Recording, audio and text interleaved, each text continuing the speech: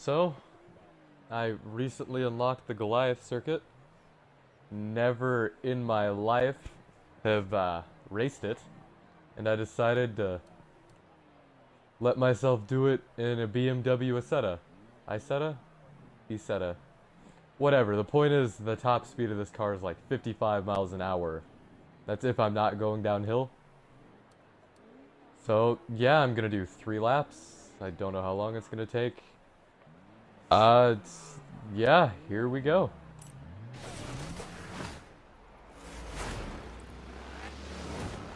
I started out in third person, but I might go into first person later to switch it up. It would help if I shift. Oh, I'm racing other Isettas just so I don't feel like I'm totally left in the dust. This is a race of attrition, that's what this is. I don't know how they're faster than me. But yeah, all stock, D class, or whatever the lowest class in this game is. 100 PI. It's gonna be a grind. It's gonna be a long one, so buckle up, pun intended. Okay. 34, 35 miles an hour. So far, so good. I'll go down to third, speed it up a little. So there might just be times where I run out of things to say because, I mean, I'm only human. But I mean, I'll do my best to find stuff to talk about. Let's see. Music. I could talk about music for hours. So let's start there. I don't really have a favorite band. I work in radio, so I hear a lot of stuff all the time. I have favorite bands. I have like, it's like a top 5 list. It's not like in order top 5, it's just like a top 5 list. I don't know how to speed up, I don't know how to catch up to these guys. It's like, not really a top 5 list in any order, it's just like a top 5 of my favorite. Let's see, we've got Pink Floyd, Smashing Pumpkins, I love the Smashing Pumpkins. Rise Against is really good. Oh, Great Clean Racing, nice. Starset, love Starset. They're a band out of Ohio, they're starting to get pretty frickin' big. No, it's right through the roundabout. Let's see, what else?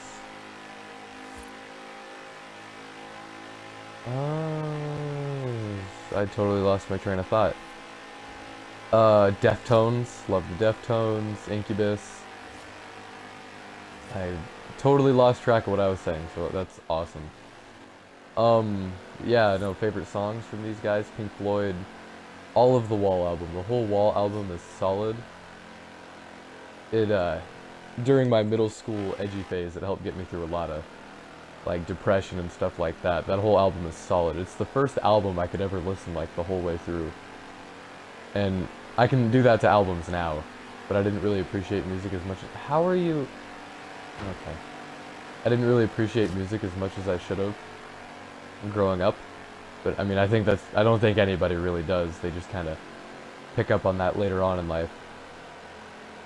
But Pink Floyd's The Wall, I was probably in 8th grade. There was this course that started with a girl I had met on the DC trip, field trip.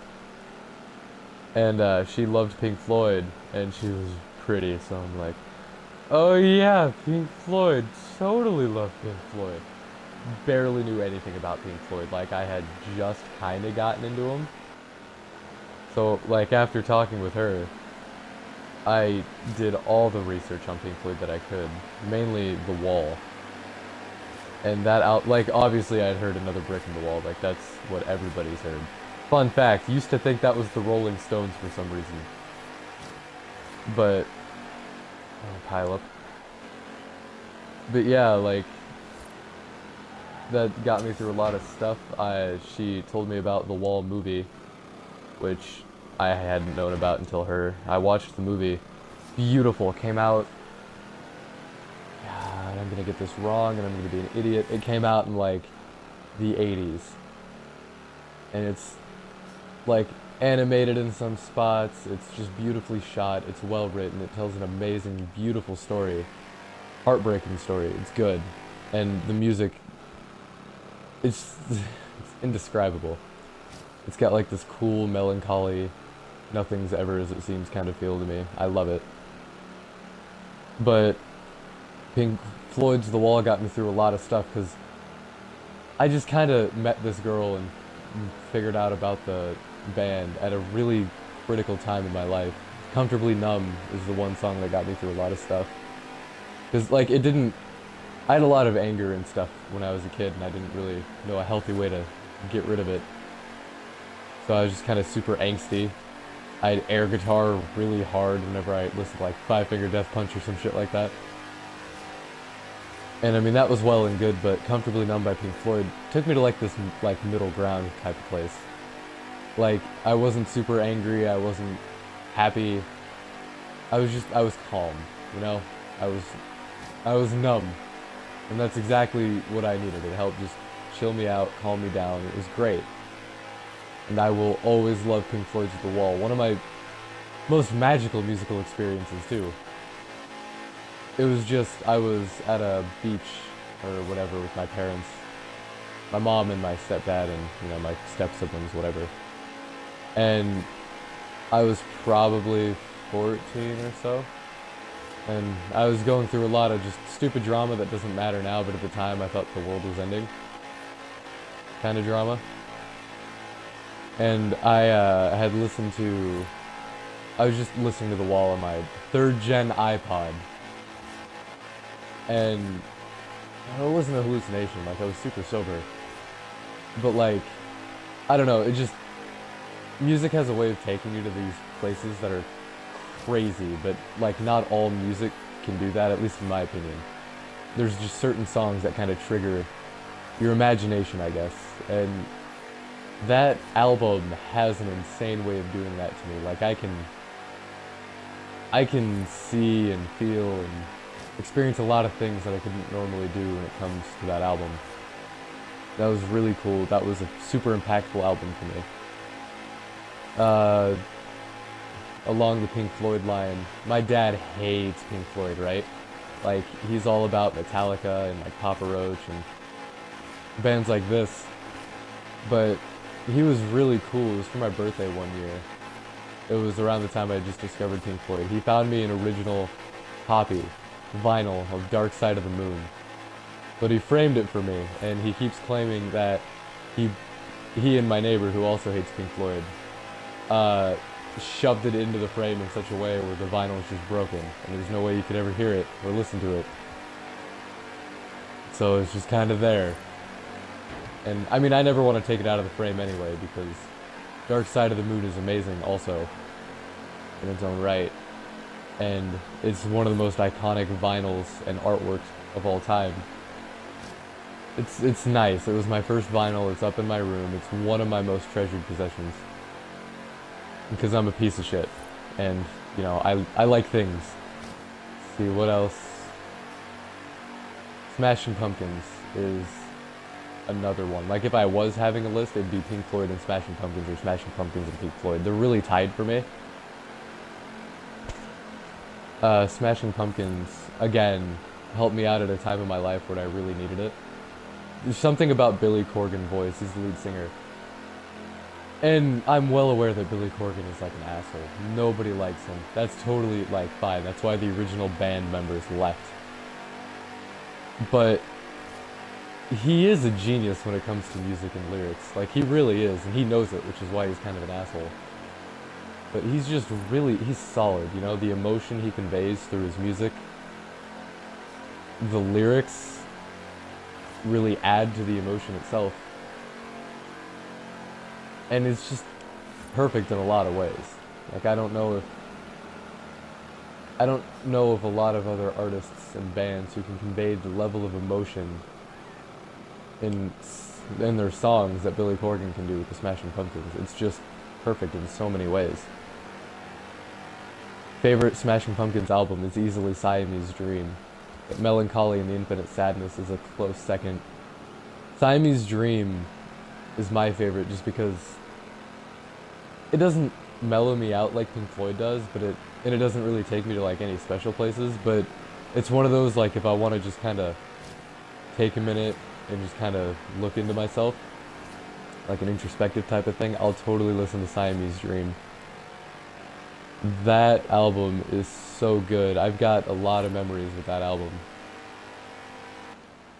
My favorite song from it is probably Disarm, just because, again, Billy Corgan's emotion, the lyrics, it's super relatable to me. Just because I feel like it matches up with a lot of my experiences personally, which is another reason I love music, because it's art, and art is subjective, you know? You see in it what you want to see in it, and it is beautiful.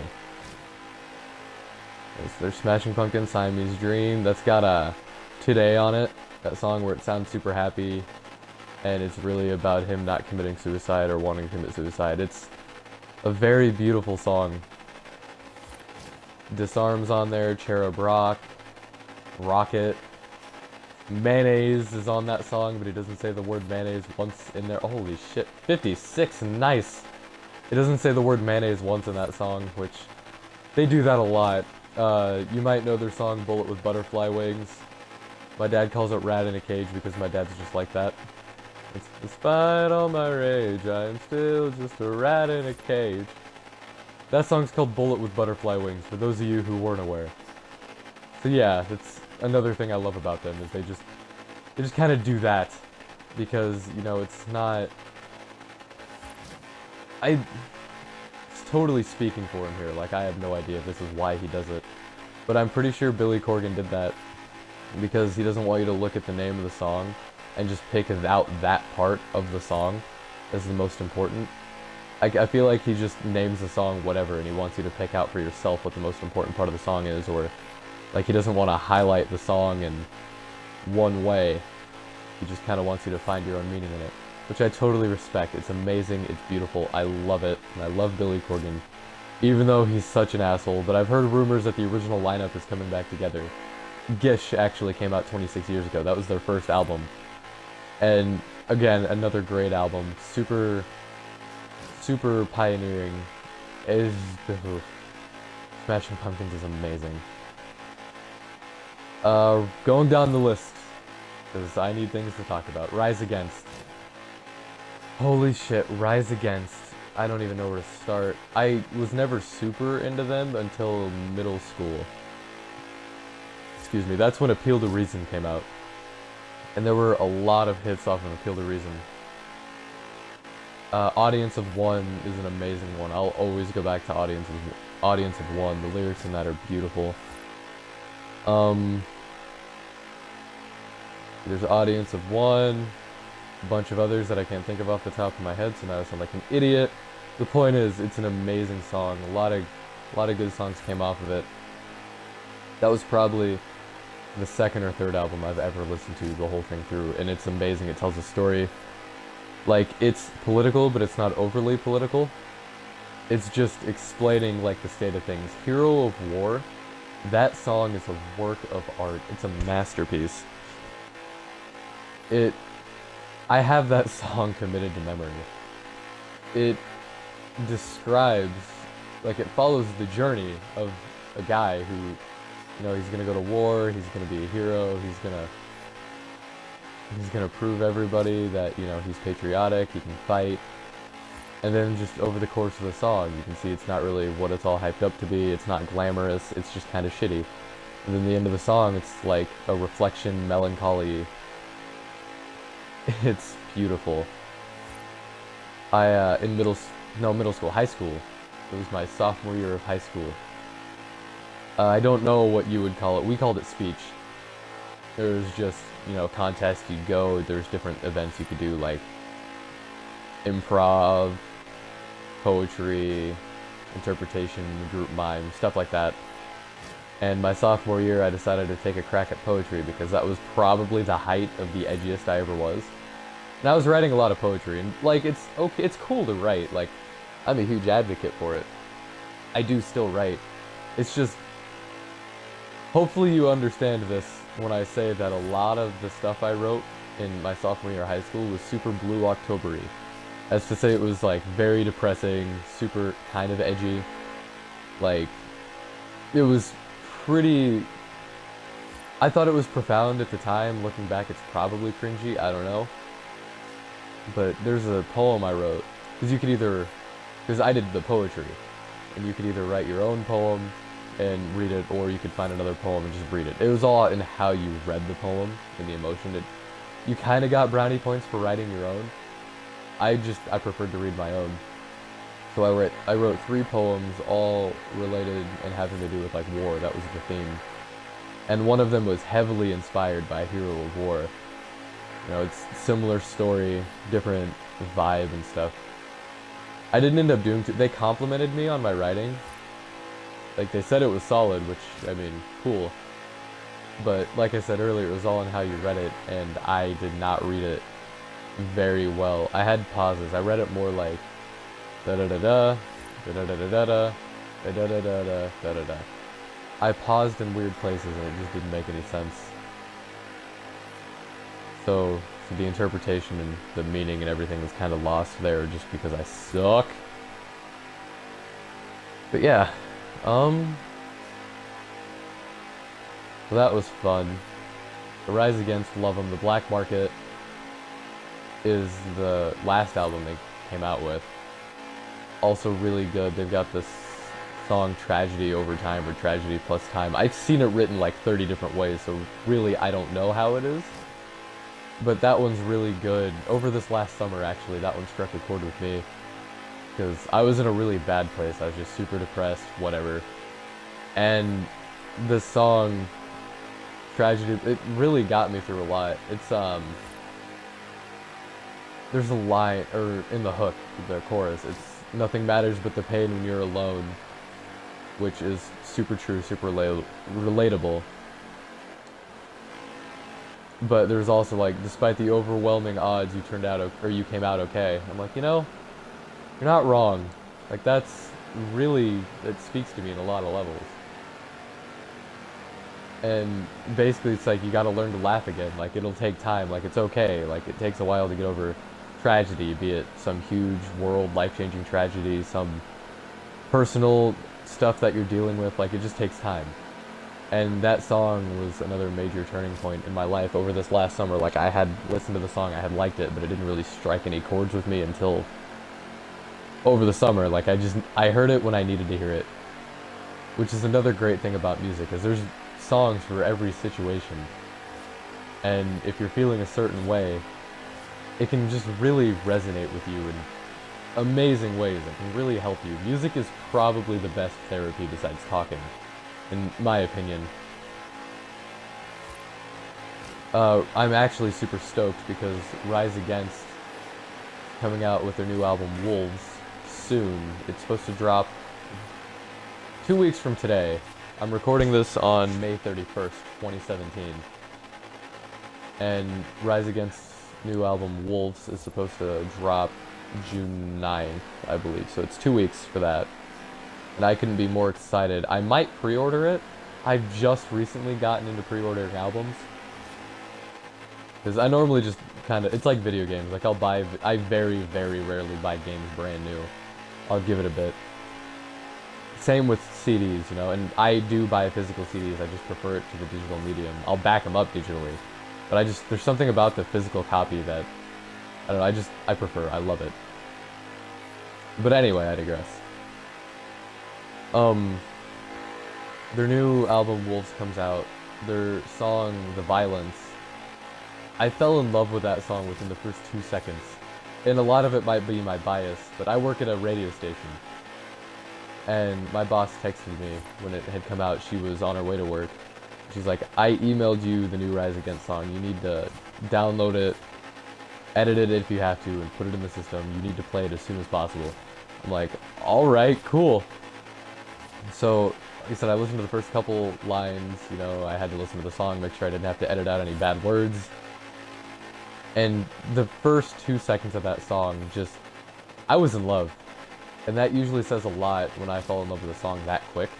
Because there's some songs that just take a while to, like, marinate and simmer. That was definitely not one of them. Then they released another single on their YouTube called House of Fire, or House on Fire. Also really amazing. The lyrics in that, again, pertain to a situation that was really current in my life. So I am already in love with this CD. I am super stoked. I'm probably gonna buy it. I'm gonna buy it for sure. I haven't decided if I'm gonna pre-order it yet because, you know, adulting is hard and money. But it's definitely something I'm looking forward to. And while we're on the topic of buying music and pre-ordering stuff, the only album to this day that I've ever pre-ordered was the new Incubus album. It's called 8. It's because it's their 8th studio album. I know. Super original, right? The most original name. But it's a really solid album. The name is stupid as hell, but the whole thing is good. Their single off of this right now is Nimble Bastard, which not only is an amazing name for a song, the music video to this song is probably the best thing I've ever seen. There's a group of dogs trying to assassinate the members of the band while they're filming the video for the song. And toward the end of the video, they grow cat heads, and they turn into these cat people with cat powers, and they send the dogs to another dimension with shoe toys. It is definitely as weird as it sounds, but it is goddamn amazing. It's probably one of the best music videos I've ever seen. It's just... Nimble Bastard is good. Glitter Bomb is probably my favorite song from that album, but it's really hard to decide. No Fun is a song on the album, also super solid. So Incubus 8, great album, highly recommend. Starset. This is going to be a conversation. Starset is one of my favorite bands of all time ever. The best way to describe them is space rock. Heavily influenced by David Bowie, but they kind of do their own thing. They're all nerds. The lead singer, Dustin Bates, has a PhD in physics and engineering and stuff. I don't know what I was doing there. And he's worked with NASA, but he would still rather pursue his own music career and stuff like that. And Starset has this whole, like, shtick. Like, they've got a backstory. It's like a space backstory.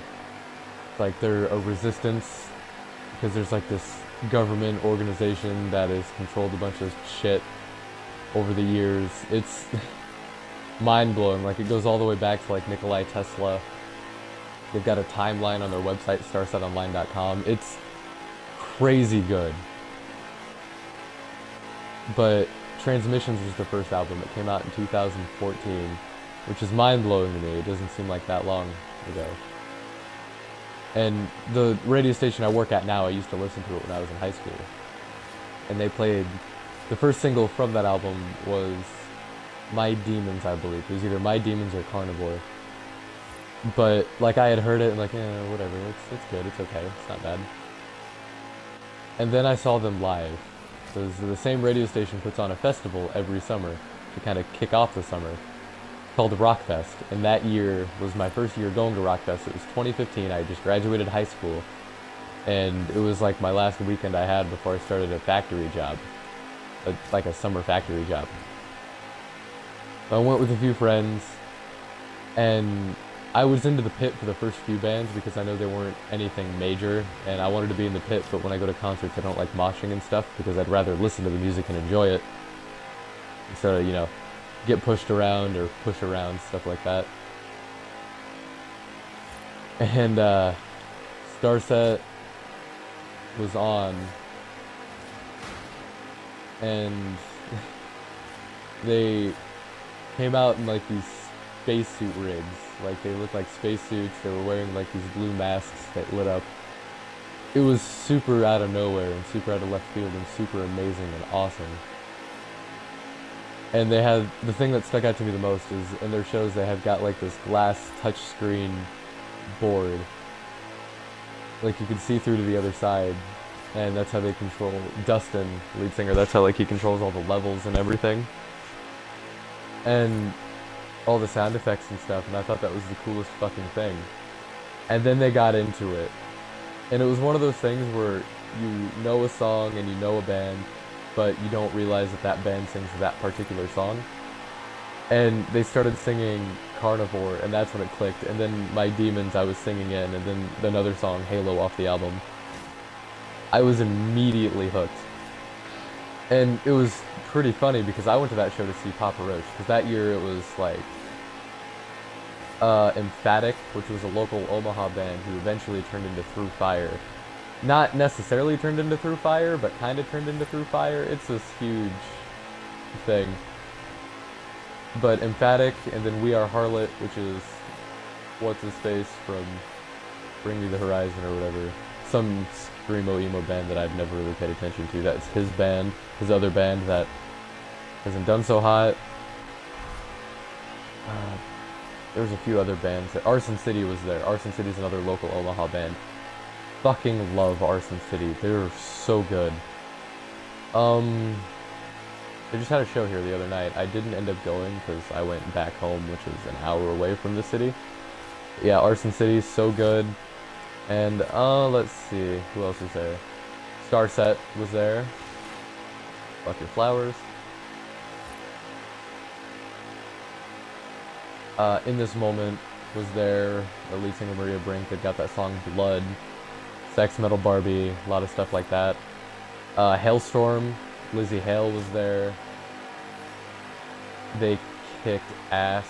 Hailstorm is awesome. Lizzie Hale kind of reminds me of Joan Jett, which literally everybody says that, so I know I'm super unoriginal in saying that, but she's got an amazing voice. She's got great pipes. It's like that raw vocal noise. It's just shivering, if that's a word. I don't know if that's a word, but I said it, damn it. Shivering. Her voice is shivering. Then, Pretty Reckless was there. Taylor Momsen, you know, Cindy Lou Who from that Jim Carrey Grinch movie. She was also in a couple Shake and Bake commercials in the 90s, or in the 90s. Well, she grew up, she's got a band, Pretty Reckless. Solid band. They were supposed to perform there, but their drummer had gotten sick, and they couldn't perform. So Hailstorm actually did an extended set before In This Moment went on. So that was super cool of them. And it was really funny because they had evacuated West Fair, the venue. It was like this big amphitheater, like fairgrounds. They had to evacuate it because there was like tornado warnings and stuff.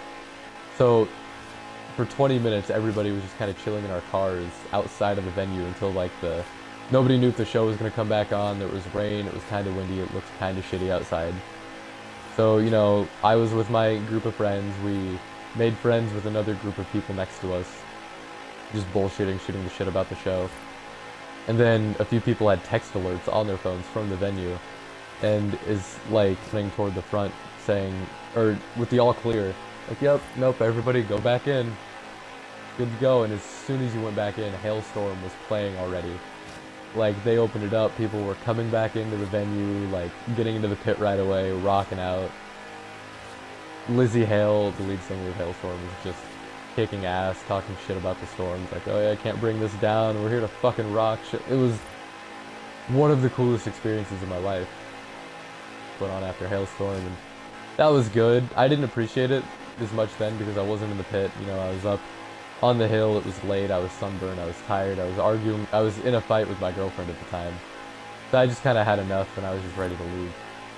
But it was a solid show. I fell in love with Starset.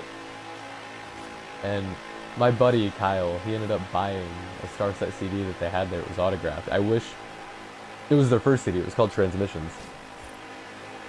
And I wish I would have bought it myself, but I didn't because I'm an idiot. It actually took, oh god, another few months before I bought that CD. I ended up getting it on Amazon. And that CD was the whole soundtrack of my fall of 2015, because I was starting college. It was a huge transitionary period, and that CD also got me through a lot of stuff.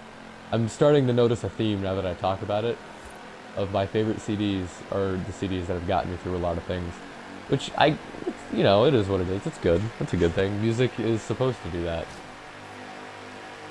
But Transmissions is amazing because I mentioned these guys were nerdy. This will give you a view or perspective on exactly how nerdy these guys are. They've got Carl Sagan, the guy who did the original Cosmos, basically the old version of Neil deGrasse Tyson. They layered Carl Sagan into the music and they've got string instruments, stuff like that. It's like symphonic rock. And they've got Carl Sagan talking about like the cosmos and the universe and stars and telescopes and stuff throughout the album. And it is one of the most amazing things I have ever heard in my life. It's great. And all the music just flows together so perfectly. And it tells a story. It tells a story of a guy who's lost and he's trying to find his way home. But it tells another story at the same time of a guy who's lost himself and trying to find his way home, which is, he's trying to find himself. He's trying to find his way back. And he's trying to save himself from himself. He's trying to right his wrongs. He's trying to show that he's so much more than what he appears to be. And it's just resonating. It resonates really well. You know, just, I don't know how douchey it's sounding with me saying this, but that album relates to me in levels beyond compare. I've listened to that album over 100 times at least. Like, I can listen to it front to back over and over again. And that's the first album I could ever do that with. Like, I could listen to Pink Floyd, one go, good. Siamese Dream, one go, good. I've listened to Starset Transmissions so many times back to back in a row. Like, I didn't even think it was possible. Like, I was scared I'd get sick of it. And I kind of did get over it for a while. But I'm not even kidding. After 2 months, I got back into that CD, and I'll still listen to it once in a while. And when I do listen to it, I have to listen to the whole thing. I can't just listen to, like, one song from the CD. I have to listen to the whole frickin' CD. It's beautiful. It's beautiful. It's such a good band. And I highly recommend them. Because I've recommended Starset to everybody I've ever talked to. And I don't think I've ever met one person who's listened to Starset and hated it. That's at least for Transmissions. Their new album, Vessels, it's good.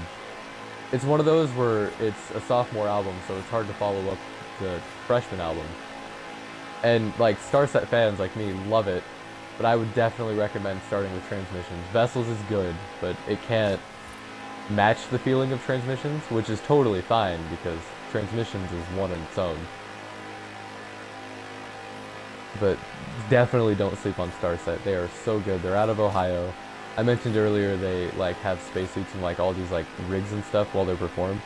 The lead singer Dustin Bates, you know, PhD engineer guy, also builds all of those from scratch by hand himself.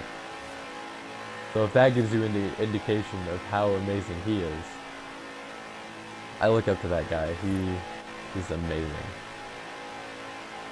And just the fact that he would rather, you know, do what he loves in music than, you know, just do stuff because he's smart, that speaks a lot to me. I respect that highly, because he could be doing something, oh boy. He could be doing something like, you know, like fucking, lost my train of thought, choo-choo. He could be doing something like, you know, with NASA or physics or whatever, but he chose to do what he loved. And that is one of the most amazing things in the world, and also I'm a huge supporter of, is just do what makes you happy, just do what you love. Because life is too fucking short to not be happy, you know? Like, you gotta do what you love, not what'll make you money, not what'll bring in the dough. That's, otherwise I wouldn't be in radio right now, because, like, I don't want to discourage anybody from doing radio. Definitely do radio. But don't do it for money or do it to meet famous people. Those are the wrong reasons to do it. I mean, unless that's what you really want, then by all means, but I do it because I love editing audio. Video, not the best at editing. Audio, love it. You know, I like to produce, I like to write. I don't mind being on the air, but I'd rather do the behind the scenes, like, production stuff. It's just amazing to me. And perfect and beautiful in so many ways. So just do what makes you happy, you know? Just Shia LaBeouf it, just do it. If there's anything you've ever wanted to do, literally, this sounds like a cliche, but the only reason things sound like cliches is because they're so true so often. You just gotta do what makes you happy.